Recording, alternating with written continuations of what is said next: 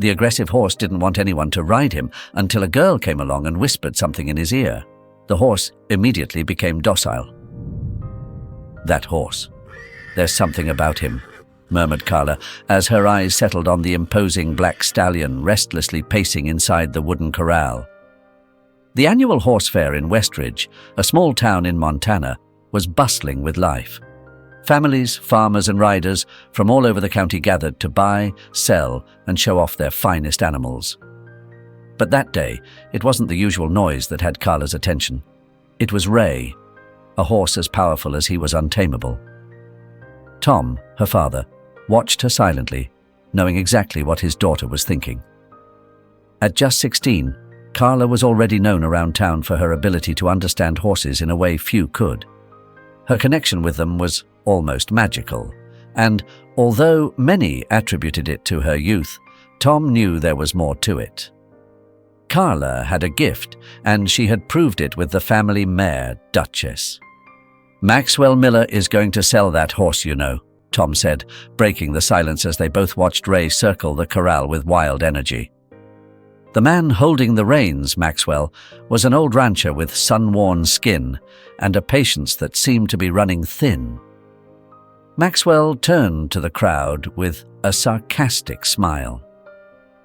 "Whoever's brave enough to ride this demon, step up. I'll sell him to the highest bidder," he joked, though there was a hint of desperation in his tone.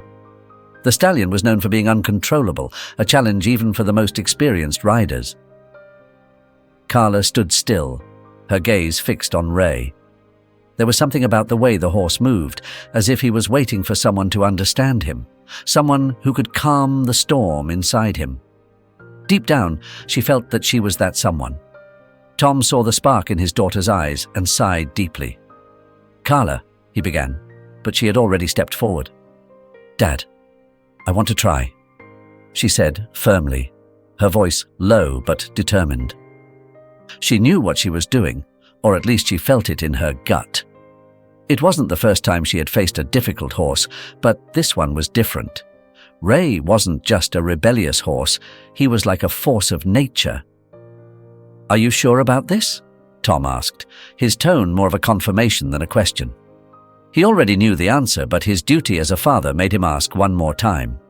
He had raised Carla to be free, trusting her instincts, but it never stopped him from worrying when he saw that determined look on her face.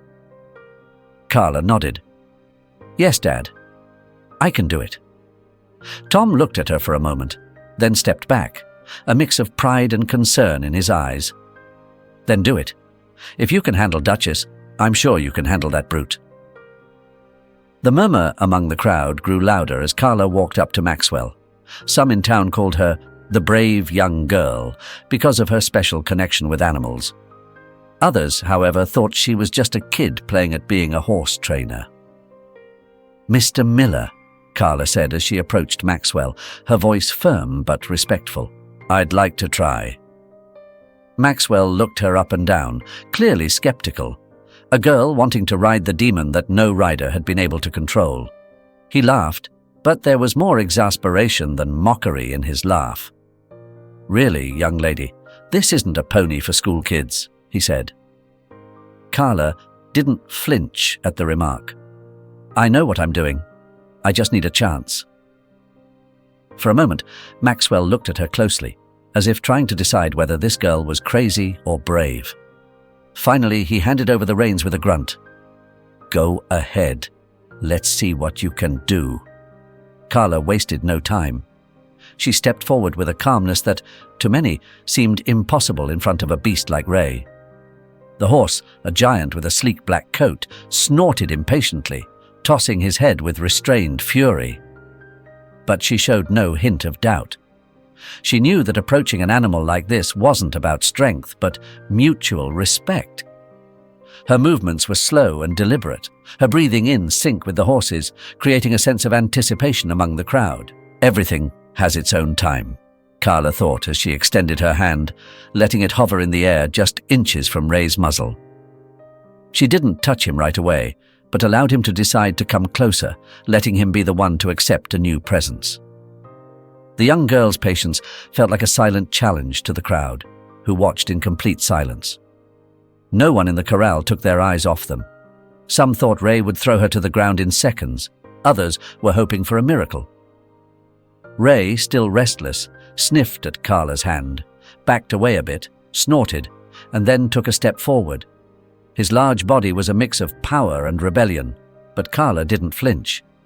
With a gentleness that defied the tension of the moment, she took another step, this time softly stroking the horse's neck. Surprisingly, Ray didn't react violently. Carla's eyes shone with an almost mystical concentration, as if she could see beyond the horse's jerky movements. Understanding his fear, his resistance, people began to murmur. What is she doing? Some wondered. It was an approach that few understood. While other trainers might have used force or tried to control the horse with strength, Carla offered something different. Her calm, her confidence. And little by little Ray began to sense it. Though still alert, he no longer shook his head with the same aggression. "Come on, boy. Come on," Carla whispered, more to herself than to the horse. Her words were barely audible, but Ray seemed to catch them, relaxing slightly under her touch. Every gesture from the young girl was filled with a gentle yet firm intention, as if she were weaving an invisible bond between the two of them. When Carla finally prepared to climb onto the horse's back, she didn't use a saddle. The crowd held their breath as they watched her get ready to mount Ray with no protection, relying only on her instincts and the trust she had managed to build in those few minutes. The gesture was bold, and some in the audience began murmuring under their breath, expecting the worst. "That girl is going to fall. Or worse," one of the spectators said. Carla mounted gracefully, her body moving as if it were a part of Ray, like an extension of him. For a moment, there was total silence. The horse stood still, feeling the light weight of the young girl on his back, as if he was processing what had just happened. But the calm lasted only a second. Suddenly, Ray neighed loudly and reared up on his hind legs, shaking his body with a force that seemed meant to throw Carla off. The spectators gasped. Some women in the crowd covered their mouths, horrified, while a few men leaned forward, convinced Carla would be thrown into the air at any moment. But she held on firmly, her hands gripping the horse's mane, her body moving in sync with the animal's violent motions. "Easy, easy," Carla murmured into Ray's ear, barely audible over the noise of the crowd. Her voice wasn't commanding, but understanding. It was as if she was speaking not to his body, but to his spirit, to that wounded part that made the animal react so fiercely. The struggle went on for a few minutes that felt like hours. Ray bucked, spun, tried to shake her off, but Carla remained there, steady yet calm. Little by little, the horse's energy began to wane. His bucks became less intense, and his neighs lost their strength. To everyone's surprise, Ray finally lowered his front legs and started to walk with a calmness that was unsettling. The crowd couldn't believe what they were seeing. Ray, the horse no one had been able to control, was walking gently under Carla's silent commands. The audience, who had been on the edge of their seats, was left speechless, unsure whether to clap or stay silent, overwhelmed by the disbelief of what they had just witnessed. Carla, for her part, kept a calm expression. It wasn't a victory she needed to celebrate, because it wasn't about conquering Ray, but about finding mutual understanding. With a slight smile and a barely perceptible sigh of relief, she guided the horse back to the center of the corral. The murmurs in the crowd began to rise again, but this time they were filled with admiration. As Carla led Ray back to the corral, a reverent silence enveloped the area, broken only by whispers of astonishment spreading through the audience. No one expected this. No one could believe that a young girl, with nothing but her calm and a gentle touch, had tamed such an untamable horse. The eyes that had earlier judged her skeptically were now watching with respect. From a corner of the corral, a young man with a camera in one hand and a phone in the other was recording everything. Rodrigo, a local blogger who often attended events in Westridge, had stumbled upon the scene by chance, looking for an interesting story for his social media channel. What he had witnessed was more than he could have hoped for. Without thinking much, he started a live stream. "You're not going to believe this, folks," Rodrigo whispered as he zoomed in on Carla and Ray. "This girl is doing what no one else could with this horse. Just look. No saddle, no fear. Incredible." The video began to gain traction quickly. Reactions came pouring in from all over, with comments on the stream praising Carla's courage and skill. In just a few minutes, the little feat that had taken place in that remote Montana town was being watched by people from all over the country, and it didn't take long before it started crossing borders. Carla, unaware that her actions were already being broadcast to the world, approached her father, Tom, who was waiting for her with a proud smile, though there was a hint of concern in his eyes. He knew that, while this moment seemed like a big success, it would also bring new challenges. And he wasn't wrong. "You did it, sweetheart," Tom said quietly, giving her a pat on the back. "I knew you could, but now everyone else will know it too." Carla returned the smile, but inside she already felt the weight of all the attention. It wasn't the recognition she was after. For her, it had always been about the horses, about that special connection she had with them. But now, things were about to change. Hours later, at the small Flores ranch, Carla's phone wouldn't stop buzzing. Notifications flooded her screen, and her name was everywhere.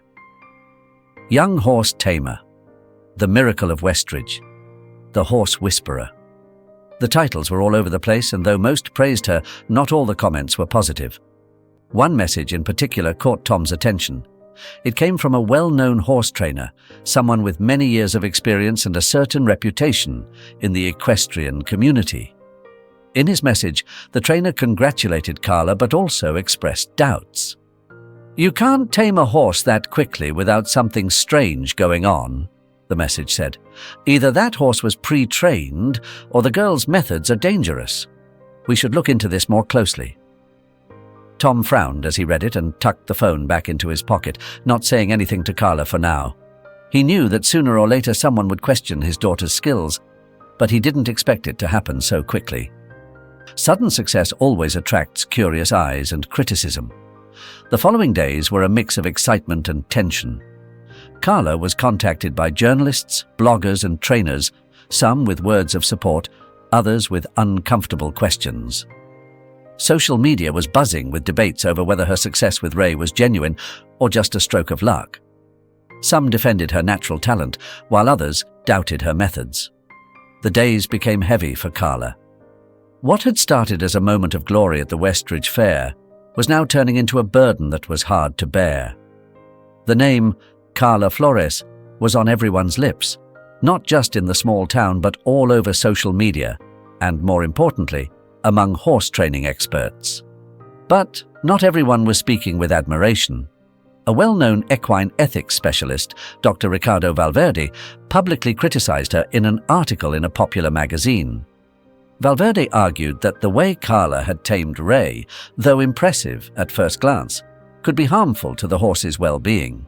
According to him, taming a horse so quickly didn't allow the animal to gradually adjust to the changes, causing unnecessary stress that could have long-term psychological effects. "You can't train a horse like Ray in such a short time without imposing extreme pressure," the article stated. "The calm demeanor Carla shows may be hiding methods that force the horse into submission unnaturally, affecting its behavior in the future." Dr. Valverde's words hit like a blow. Carla, who was used to being respected for her sensitivity towards animals, was now being viewed with suspicion by some. Social media exploded with debates. Some defended the young girl, admiring her connection with Ray, while others sided with Valverde, demanding that Carla publicly prove her methods were not just effective, but also ethical. At school, things weren't getting any better. A group of students, led by Laura, a classmate who had always been critical of Carla, started a petition among the students for her to show her training process live. "If she's as good as everyone says, Laura said loudly during lunch. "Then let her prove it here, not just in a viral video." Laura's words hit Carla deeply. She wasn't the kind of person who enjoyed conflict, much less having to prove herself to others. For her, working with horses was personal, something she did out of love and respect for them, not to put on a show for a skeptical audience. That same afternoon, after a long day of classes filled with inquisitive looks and whispers, Carla found an envelope at the door of the family stable. When she opened it, she discovered a letter from Carson Campbell, a highly respected horse trainer across the country, known for his humane approach to horse training. Carson had heard about Carla and her natural skill with animals, and in his letter, he invited her to his ranch in the state of Durango. "I've been following your story with interest, Carla," the letter began. "I know how hard it is to face criticism when you're convinced that what you're doing is right. I want to invite you to my ranch so you can learn about some methods I've developed over the years. Maybe you'll find something that can help you improve your skills and respond ethically and transparently to those who doubt your work." Carla read the letter silently, feeling a mix of relief and anxiety. Campbell's invitation was a unique opportunity, but it also meant a new challenge. She knew that if she accepted, she'd have to not only work on improving her technique, but also face the possibility of admitting that there might be aspects of her method that could be refined. That night, Carla sat at the kitchen table with her father, Tom, and showed him the letter. "What do you think, Dad?" she asked, seeking the advice that had always guided her through difficult times. Tom looked at the letter quietly for a moment. Then he lifted his eyes to his daughter, his expression a mix of pride and concern. "Campbell is one of the best, Carla. If anyone can teach you something new, it's him. But it's also a big responsibility. Going there means accepting that there might be things you can improve." Carla nodded. "I know, Dad. I don't mind learning more. I've always wanted to get better. But I don't want people to think I'm accepting these criticisms because I did something wrong." Tom smiled softly. "It's not about what people think, sweetheart. It's about what you know is right for the horses. If this helps you be better for them, then it's worth it." With those words, Carla made her decision. The next day, she wrote a response to Carson Campbell, accepting his invitation. She knew that her trip to the ranch would be more than just a learning opportunity. It would be a way to show, both to her critics and to herself, that she was committed to constant improvement and the well-being of the horses. The journey to Durango wouldn't be easy nor short. It would be a road filled with new challenges where Carla would have to test not only her skills as a horse trainer, but also her ability to grow and adapt in the face of adversity. And while she couldn't predict what awaited her at Campbell's ranch, one thing was clear. Her love for horses and her desire to do what was right would always guide her, even in the most difficult moments. Carla arrived in Durango on a cool morning, just as the sun was peeking over the mountains. The journey had been long, but it gave her time to reflect on everything at stake. Now, more than ever, she knew it wasn't just about proving her skill, but reaffirming her commitment to the well-being of the horses. As she stepped off the train, the clean, dry air greeted her, reminding her why she had accepted Carson Campbell's invitation. This wouldn't be just training, it would be a crucial moment in her life. Carson, the renowned trainer, was waiting for her at the station with a warm smile. Medium height, with a face weathered by the sun and years of working with horses, he radiated a calmness that Carla found comforting. "Welcome, Carla," said Carson as he shook her hand. "I hope the journey wasn't too tiring."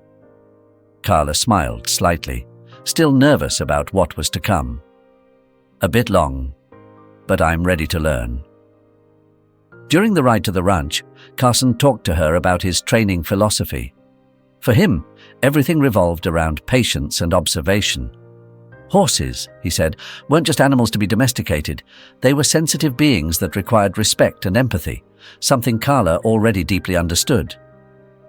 "Here, we don't force the horses to do anything," Carson explained as he drove his truck down the dirt road leading to the ranch. "They decide when they're ready, and we simply guide them." Carson's ranch was a vast place, surrounded by hills and open pastures. The stables, built with weathered wood, were filled with horses, roaming freely around the corrals. The peace of the place was palpable, and Carla felt she was in the right spot. "I've heard a lot about what you did with Ray," Carson continued as they got out of the truck. "But I'd like to see how you work, how you connect with the horses." Carla nodded, knowing this was her chance to prove that her connection with Ray wasn't just a stroke of luck, as many had said. Carson led her to one of the corrals, where a beautiful chestnut horse named Sombra moved gracefully. According to Carson, Sombra was a horse with a complicated past, full of mistreatment, which made him especially nervous and difficult to control. "You don't have to do anything special," Carson said as he handed her the rope. "Just show me how you approach him." Carla took a deep breath and approached Sombra with the same calmness she had shown with Ray. She didn't try to catch him right away or speak loudly. She just let Sombra notice her, letting him feel her presence without any threat.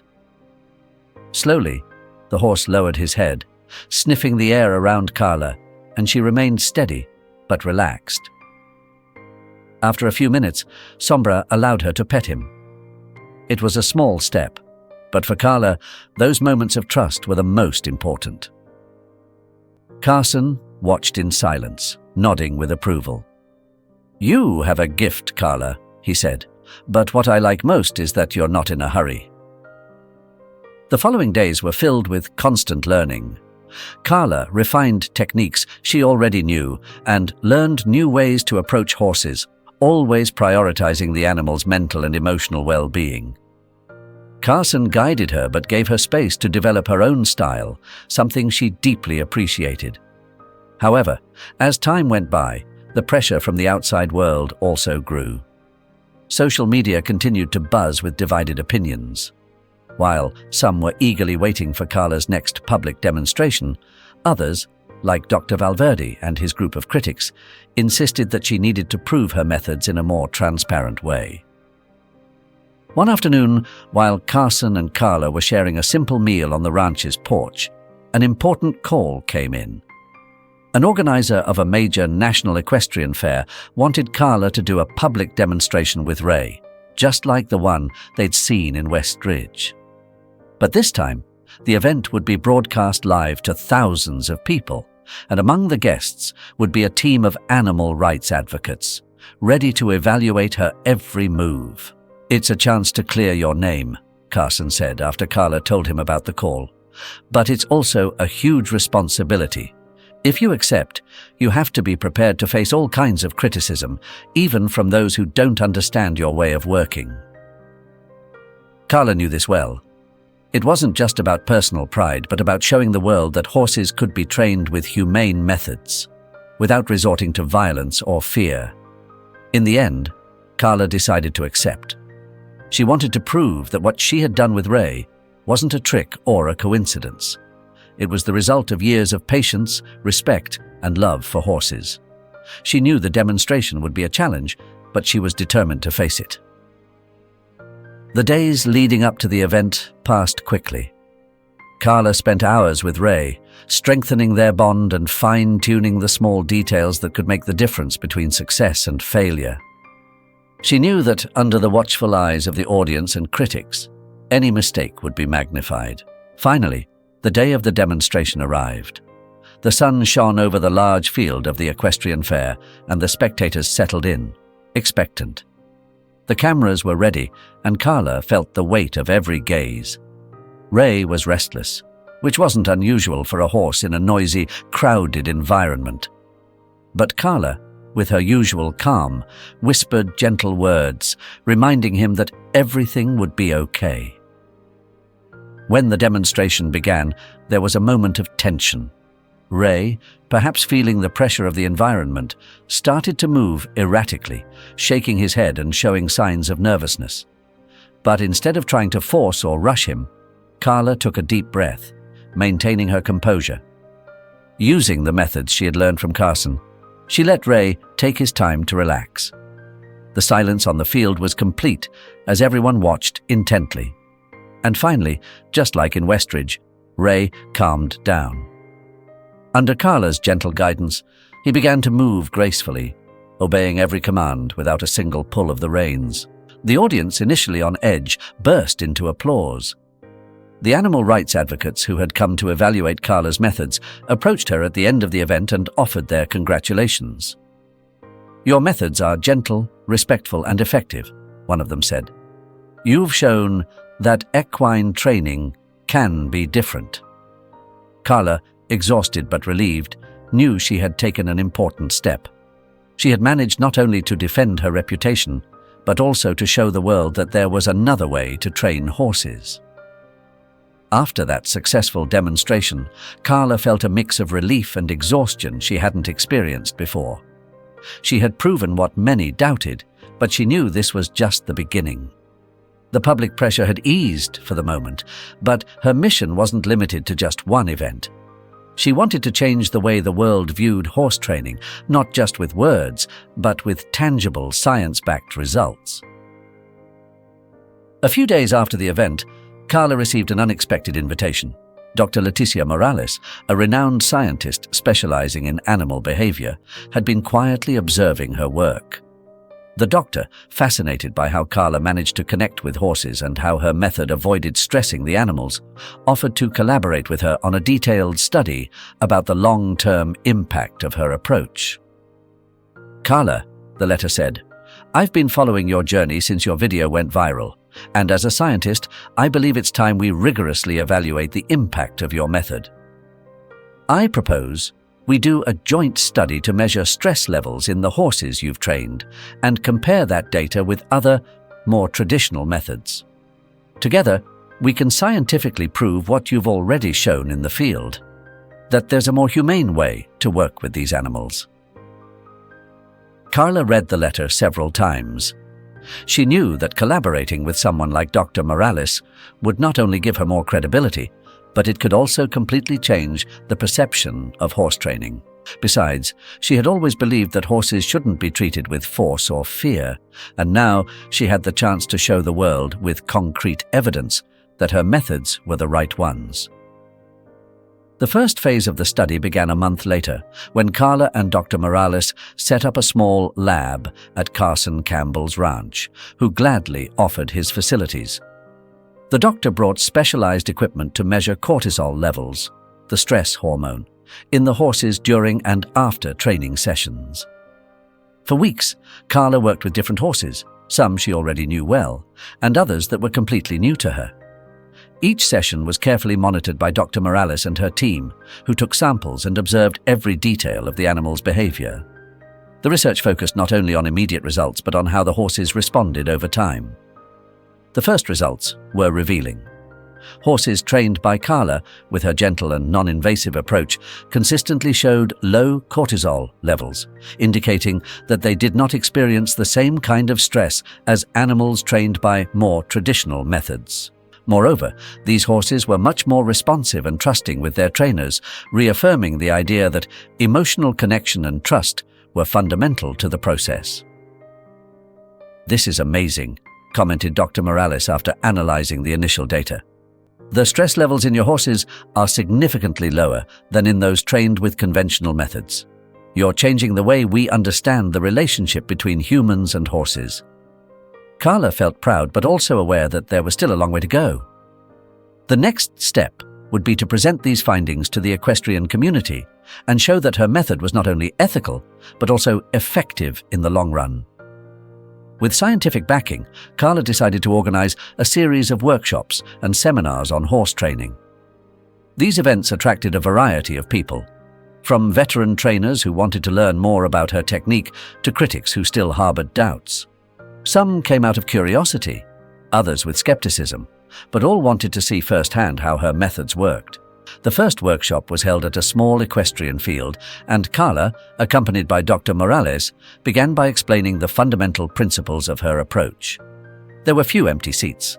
People listened in silence as Carla spoke, not just about technique, but about the importance of patience, respect, and observation. "Training a horse isn't something you can rush," Carla said as she walked among the attendees. They're talking to us all the time, with their movements, their eyes, their breathing. If we listen and guide them calmly, they'll respond in the same way. In the demonstration, Carla worked with a nervous horse she had never seen before. All eyes were on her, and although the pressure was high, Carla remained calm. Using her method, which involved approaching slowly, offering contact without forcing, and using gentle commands, the horse began to relax. Within minutes, the animal was moving confidently under her guidance, much to the surprise of some of the more skeptical attendees. At the end of the session, one of the veteran trainers, who had been watching with his arms crossed and a critical expression, approached Carla. "I have to admit, I wasn't convinced when I got here," he said honestly. "But what I saw today made me reconsider. I've spent years working with horses the traditional way, but this is different." Carla smiled modestly, but she could feel the weight of what she was achieving. Every step she took, every workshop she held, was a new opportunity to show that horse training could be both humane and effective at the same time. The warm, dry wind of the African savanna brushed against Carla's face as she looked out at the vast landscape from the Conservation Project camp in Kenya. She never imagined that one day she'd be so far from home, working not with horses, but with elephants. She had been invited by a team of biologists and conservationists who were fighting to rehabilitate elephants traumatized by illegal safaris and poaching.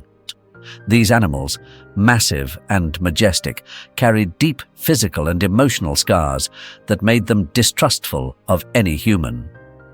Carla knew this would be her biggest challenge yet.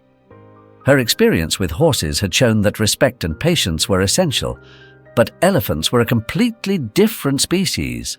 Their size and complex social structures made them much harder to understand. It wasn't just a matter of size. Elephants remembered.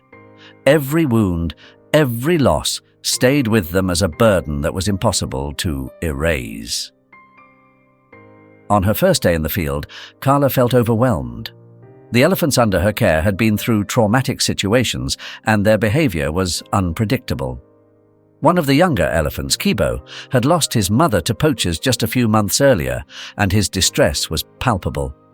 He paced nervously, separated himself from the group, kicked up dust with his trunk, and made high-pitched sounds that reflected his anxiety. "Don't worry, it takes time," said John, the project leader, a tall, thin man who had dedicated his life to elephant conservation. "These animals have been through so much that they need more than patience. They need to feel that they can trust again, but it's not easy." Carla nodded, understanding that she was facing a colossal task. The first few days did not bring encouraging results. Despite her efforts, Kibo and the other elephants kept a cautious distance, not letting anyone get too close. Carla tried to apply the same techniques she had used with horses: slow approaches, constant observation, and offering security without imposing control.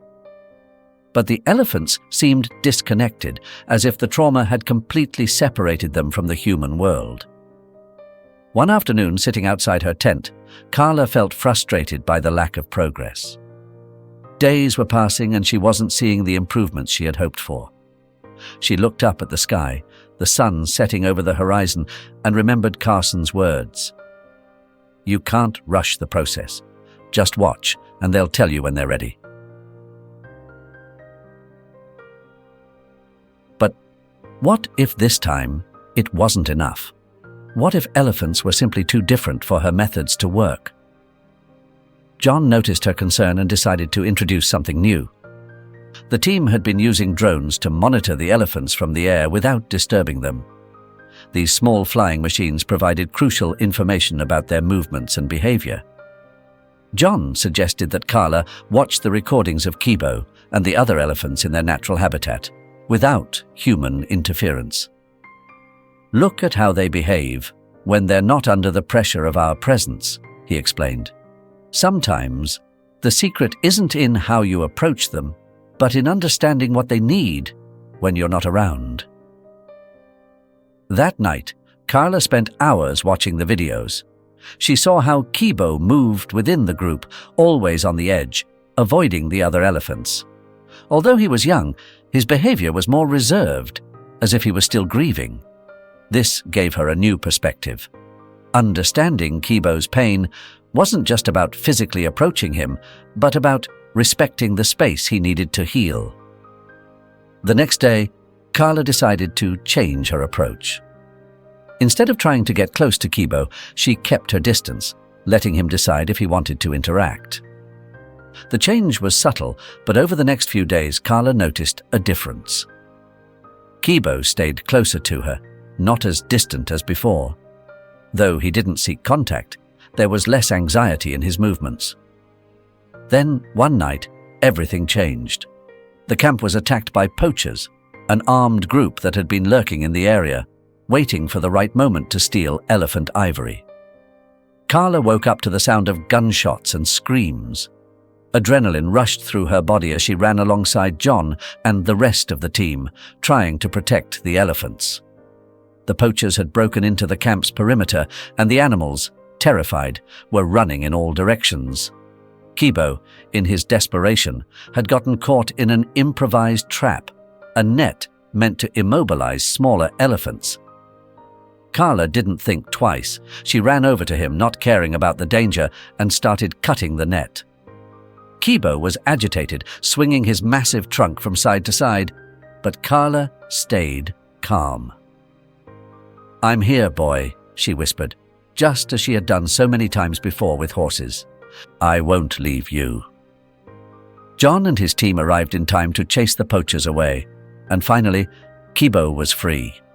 Despite the chaos, something happened in that moment. The elephant, instead of running off, stood still for a second, looking at Carla as if he understood that she had been there to help him. The incident caught the attention of international media. The story of Carla, the young horse trainer who had helped save elephants in Kenya, began to spread. But for Carla, the real success wasn't in the headlines. What truly mattered was that, little by little, Kibo and the other elephants were starting to trust again. Patience and respect had worked once more, proving that the connection with animals went beyond species. The sun shone brightly over the ranch that Carla had transformed into her new home. The creation of her Institute for Humane Animal Research and Training was now a reality. After her experience in Kenya, where she had learned to apply her methods beyond just horses, she knew her mission was only beginning. It was no longer just about horses or elephants. Her vision was bigger, and the world needed a change in how it treated animals, no matter the species. The Institute, set in the green hills of Montana, was a spacious place where animals could live free of stress. Here, Carla had managed to create an environment where patience and respect for animals were the core principles. Little by little, other experts in animal behavior, veterinarians and trainers from around the world, started taking an interest in her work. News of her success in Kenya and her innovations with horses and other animals had caught the attention of the international community. The day of the Institute's inauguration arrived quickly. Carla walked nervously among the corrals and pavilions that had been prepared for the event. Months of planning had led to this day, and it represented more than just a ceremony. It was the beginning of something much bigger, a platform to show the world that living alongside animals could be transformative. "Are you ready?" asked Tom, her father, who had arrived early to be with her on such an important day. His eyes reflected pride, though he knew his daughter's journey had not been easy. Carla smiled. "I am, though I can't help but feel nervous," she confessed, watching as the first guests began to arrive. Among them were scientists, trainers, and activists from animal rights organizations, all eager to see what Carla had accomplished. The ceremony began with a small presentation of the Institute's most notable projects. Carla had invited other researchers who were working in areas such as the rehabilitation of animals rescued from circuses and zoos, as well as the study of wild species behavior in their natural habitats. Each presentation reinforced the message that humanity needed to rewrite its relationship with animals, basing it on respect and mutual understanding. Carla finally took the microphone, looking out at the audience calmly. "This institute is not just a place to train animals," she began, her voice resonating firmly. "It's a space to educate, to learn, and to challenge the ideas we've had for so long about how we treat the living beings that share this world with us." In the distance, the Institute's horses and other animals could be seen moving harmoniously in their open spaces, without the pressure often seen in other training centers.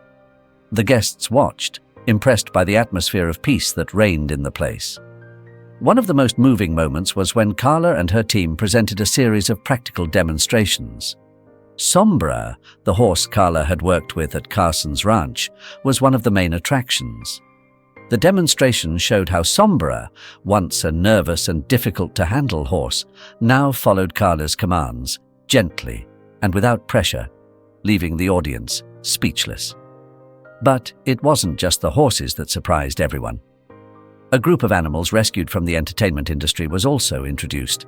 Among them were lions, tigers, and bears, who, under Carla's team's care, had learned to trust humans again. The positive behaviors of these animals, who had once been traumatized, were living proof that Carla's method wasn't just for horses or elephants. It worked with any species, as long as they were given the time and respect they deserved. At the end of the event, one of the most prestigious scientists in attendance, Dr. Alejandro Gutierrez, a renowned ethologist from Spain, approached Carla. "I've traveled a lot around the world, but what you've accomplished here is exceptional," he said with a sincere smile. "Your work marks the beginning of a new era in the relationship between humans and animals." Carla, still thrilled by the day's success, responded humbly, "Thank you, but there's still a lot to do. What's important is that now more people see that it's possible." Carla's Institute became an international reference center. Teams of experts came to learn and collaborate, and little by little, the humanitarian approach to the relationship with animals began to spread. Every seminar, every workshop was an opportunity to change mindsets, to train new generations of trainers, veterinarians, and conservationists who understood that animals were not just beings to be controlled, but companions with whom we should share respect. As she looked out at the horizon from her institute, Carla knew her work wasn't finished. She had planted a seed, but the real change was just beginning. What had once been a distant dream was now blooming, and she was determined to keep building that future where humans and animals coexisted in harmony, not just as a trainer, but as a voice for those who couldn't speak for themselves. Carla's story is a deeply inspiring tale about the connection between humans and animals. From her early steps as a horse trainer to her pioneering work in Kenya with traumatized elephants, her journey reflects a universal message of respect, patience, and empathy. Carla doesn't see animals as mere creatures to be tamed, but as beings with emotions, fears, and traumas that need to be understood and healed. Her ability to communicate with them, using humane techniques based on trust and not control, teaches us a valuable lesson. True power doesn't lie in imposing our will on the weaker, but in building bridges of understanding and mutual respect. Through her work, Carla shows us that when we treat animals with love and dignity, they respond with the same kindness. This story highlights the importance of harmonious coexistence between humans and animals, reminding us that the well-being of all species is interconnected. In the end, the deepest lesson we can take away is that respect for life, in all its forms, is the key to a more just and compassionate world. If this story touched your heart, don't forget to like and share it. Leave a comment to tell us how it inspired you, and if you haven't already, subscribe to the channel. May God bless you and be with you every step of your journey.